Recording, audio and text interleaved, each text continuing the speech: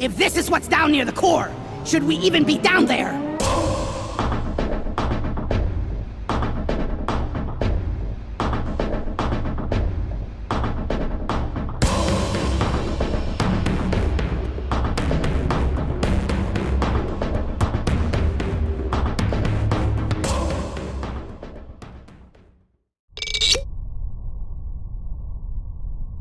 I've spent the last year nurturing a sort of garden in my brain that's debatably invasive. It pretty much grows exclusively off of roguelike shooters. Making a procedural fun machine by writing at a computer is a task I would not give most people, even more so for Rogue Core, where the clash of genres has yet to be perfected, at least in my opinion. How a level is designed has less impact in a game like Slay the Spire. Make some nice background art, toss in some music, you're good to go. The bizarre fleshy creatures in The Binding of Isaac don't really need to be very intelligent to navigate simple 2D rooms, but put them in a deep rock cave and those suckers got no idea what's going on. Which is fair, because I sometimes don't either.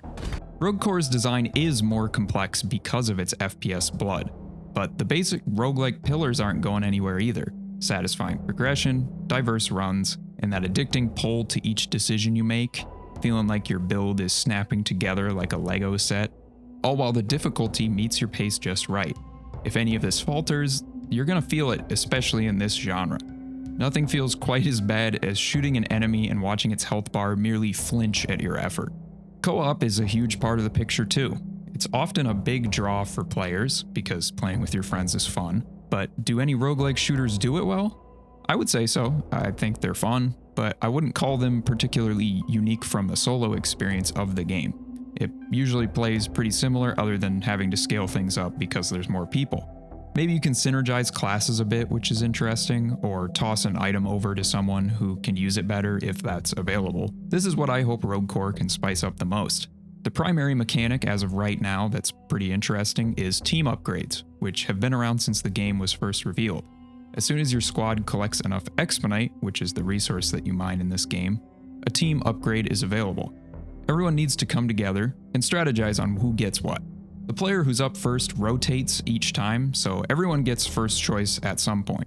You can heart an item to let your team know what's in your sights, and you can also see the other players' cursors moving about. It might seem kind of small, but the cursor thing is really interesting. It lets you see a little more emotion from a player than just their voice, and more insight into their thought process in general. There are upgrades that each of you can collect separately at your own pace, and there's more of them than the team upgrades that pause the game. I'm sure there's a few people watching this thinking, someone taking the upgrade I want doesn't seem very cooperative. And you'd be right. It is purposefully adding friction between your team, which you may think sounds awful, but that's not always the case. Not all of this friction is bad, and I'd argue it's essential to making a good co-op experience. So does Ghost Ship. Think about Deep Rock for a little bit. What kinds of friction does that game provide between you and the other players? A dim scout who forgets to flare, unreachable minerals because an NG forgot to platform is not ideal, a whole team being downed because a gunner wouldn't throw a shield because he forgot he had it. This is all intentional design. You should be able to negatively impact your team. Otherwise, what's the point of trying to work together? Obviously, there are exceptions to this. There are things that could be more unfun than fun, and you just have to make sure that the friction that you're putting into the game intentionally isn't doing that. We've only focused on progression and core co-op mechanics so far. I gotta talk about some nasty guys now. Enemies have been the focus of most teasers for the game so far, displaying the creepier, horror-inspired direction that Rogue Core has gone in. A very early inspiration for this was The Descent. It's a great movie, you should check it out. The first of these enemies is going to be the core spawn creeper. I'm showing it first because they're pretty much filling the void left by glyphid grunts. Don't plan to tame one and name it like Greg or whatever though, I don't think that's going to work this time. These crawl towards the player, moving quick and all sneaky-like. It's the most simple enemy they've showcased so far. When I tried Rogue Core last year, DRG enemies were still in the game, but this is no longer the case, and it's a decision I 100% agree with. I may have fought a very early version of a creeper. I'm pretty sure it was just crawlers at the time, which is the jumpy variant of core spawn that we've come to know in Season 5 of DRG. Next up is core spawn belchers. They're completely new to me as of the 2024 showcase. It's interesting to see a ranged enemy that's willing to engage in fights while on the ground, which is often not the case for ranged threats in DRG. Belchers just shoot projectiles at you and have these nasty heat vents on their back, which make me feel uncomfortable, but it's alright. Next up is Clamorheads. These are the Praetorian adjacent enemy and have changed massively both visually and mechanically since I was tussling with them. Early versions of this model that you see in the showcase were already being made, but it wasn't in the game yet. At the time, these were basically just crawlers scaled up about 200%, and they were called core spawn gorillas. The best part is they still leapt towards you really fast, and it was horrifying. They just filled your whole screen. It also might have screamed, I'm not sure. Obviously, this is not in the game anymore, it was just placeholder, but I thought it was amusing enough to share. This latest design is way cooler and I'm super happy with it, and there's also some concept art of the early attack ideas for the enemy that seemingly shout to stun a dwarf in some way, like levitate them in the air or like slam them into the ground when they yell, I don't know. Next we have a contrasting silhouette to the Clamorhead. This is an Edge Stalker. These are very similar to an enemy that I fought during the playtest, and the name of it is in the testing list somewhere. I'll leave you to figure that out. These lurk in the shadows and evade damage pretty rapidly, and they also return fire very rapidly, creating almost a gunfight experience. No common threat in DRG really has all of this wrapped into one, and it showcased that Rogue Core enemies can be a little more complex and have a little more nuance to interact with. It feels more tactical trying to deal with them. It changes the combat more than you'd expect. I still can't really pinpoint what the difference in combat is in Rogue Core, other than saying it feels more tactical. This is by far my favorite design from the showcase. I love these guys. Core spawn Creeper Guardians and Warriors are only known from the enemy spawn list. It's safe to assume these are just variants on a Creeper, similar to how Guards and Slashers are from DRG. Moving from the core spawn species to the Rafcan species, I think I'm saying that right. They showed off two of these, a big one and a small one. The big one is a rammer, and I actually did fight an early version of this. It, at the time, was a firework-shaped guy with two large spheres for eyes. And it's pretty neat to see the final version of this, because I did not imagine it looking how it does, but I love the direction they went in. I imagine it making like a distorted, bubbly noise before it charges at you. Rafcan augmenters and spawners are unknown territory again, just some speculation, but I wonder if they could function like a leader in a school of fish, both spawning little augmenters and guiding Rafcan groups around in the cave. The last species is just Shatterclaws. There's only one of these guys. Mike from Ghost Ship has posted in the Discord that they've been problematic and need work, or possibly could be cut from the game. Intrigued to see where this enemy ends up, either on the cutting room floor or remade into something else. It's worth mentioning that a lot of the enemies in this testing section of the spawn list are likely just early designs that may or may not make it in, such as Spawn Lords, Imps, and everyone's favorite enemy, Exploder Tank Ghost _corrupted_BXE, which Anders has clarified is no longer in the game. Rest in peace to the Exploder Tank Ghost Corrupted BXE. Next up, we got Krizok Boomticks and Boomtick Spawners. Just a hunch on my part, since we can't see these guys, they didn't show them off. Off of the name alone, they sound awfully familiar to an enemy type in Guntouchables, which is a game that Ghost Ship's publishing this year. These in Guntouchables grab onto your teammates and are a timed explosive.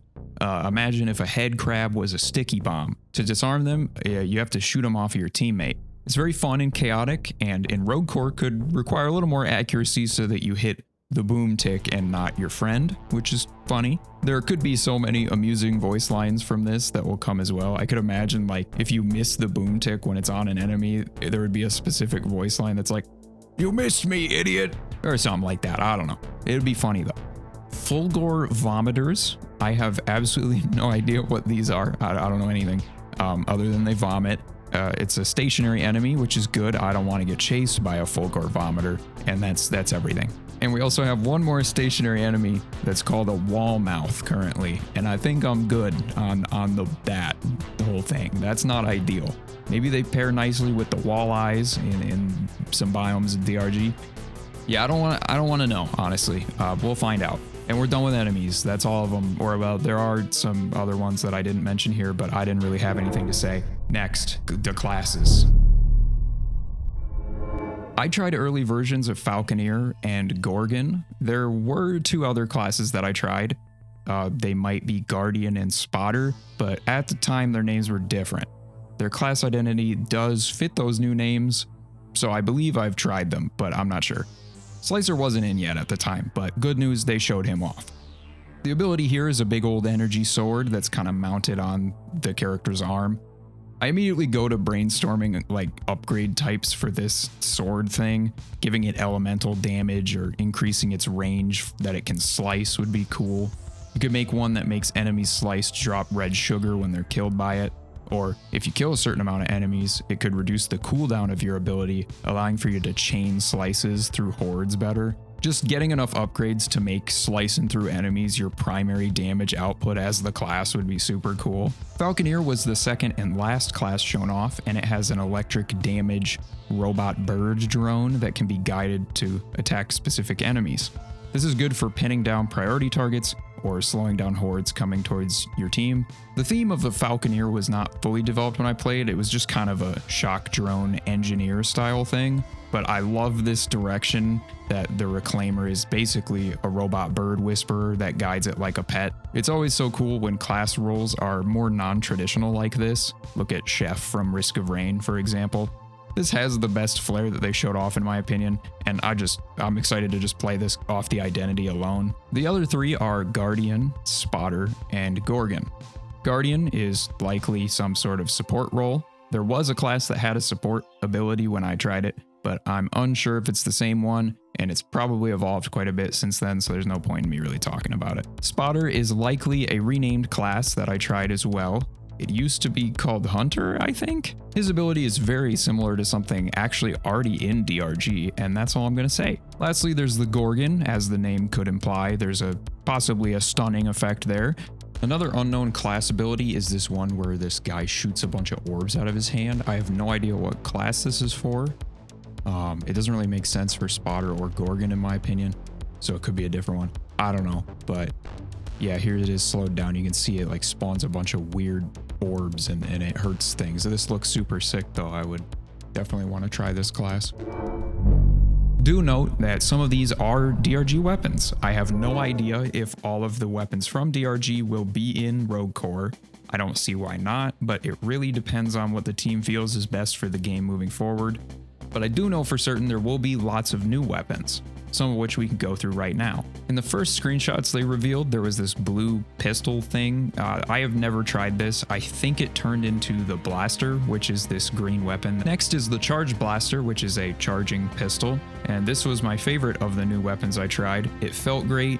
It looks great. It sounds great. I really miss using this gun. I can't wait to see how it ends up once the game's out. Oh, it's very cool. I really like that one. There's the shock blaster. This is a long-range electric weapon. I don't really want to say anything else. It's just pretty unique. It also had my favorite animation that was new to Rogue Core, and I really hope it's still in the game because it rules. There's the field blaster, which shoots projectiles similar to the rival repulsion fields from, the robots. The hammer caster is the last one that they showed off. It shoots massive bullets. That's all we really know. Another new one as of the latest trailer in April is the P96 mag blaster, which looks really cool. It's basically like a electric rifle of some sort. I pretend to patiently await this game releasing, but in reality, the waiting part is pretty hard. I find myself bugging all the devs and catching up with them, see how it's going. They're friendly, so it makes me feel less bad about it. It's the year of Rogue Core, and I can't wait to see it evolve throughout early access, moving past this year, and just play it with my friends. It's shaping up to be something special. A lot of my concerns early are slowly disappearing as more and more is revealed. This team is really talented and is iterating on it in a way that feels right. I need to stop making this video. I've rewritten it like 3 times at this point. I could say so much more. There's so much more on my mind, but here's the end of the video because otherwise you wouldn't be seeing it. Have a good day. Rock and Stone.